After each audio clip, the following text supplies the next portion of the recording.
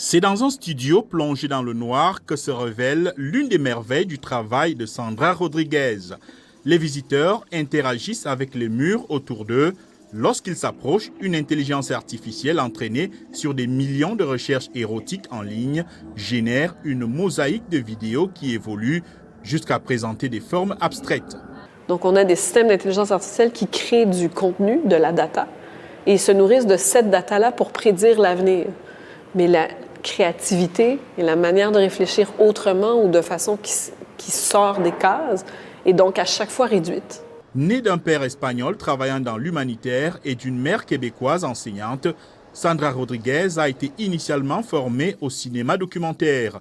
En utilisant les nouveaux médias numériques pour ses activités de cinéaste, elle a été fascinée par l'intelligence artificielle. Il n'en tient qu'à nous de détourner certains de ces usages-là ou au contraire de voir vraiment les forces inhérentes puis de prouver qu'elles peuvent être appliquées à autre chose d'une façon peut-être plus originale et plus créative. Il y a quelques mois, elle présentait à Montréal un robot conversationnel inspiré du célèbre linguiste américain Noam Chomsky, dont l'objectif est de démystifier les secrets de l'intelligence artificielle en discutant avec le public, le tout dans un monde virtuel. Je pense que c'est non seulement important, mais c'est nécessaire aujourd'hui de créer des œuvres d'art comme ça qui parlent au public d'enjeux qui vont les atteindre demain. Le travail de Sandra est néanmoins confronté à certains défis. En puisant dans un contenu récolté sur Internet, elle s'expose à des problèmes liés aux droits d'auteur. À cela s'ajoute la question du plagiat des œuvres que ces systèmes utilisent. Une problématique soulevée par plusieurs artistes devant les tribunaux. C'est un peu un hacker, d'une certaine manière, c'est-à-dire qu'elle va prendre les outils et essayer de détourner leur utilisation.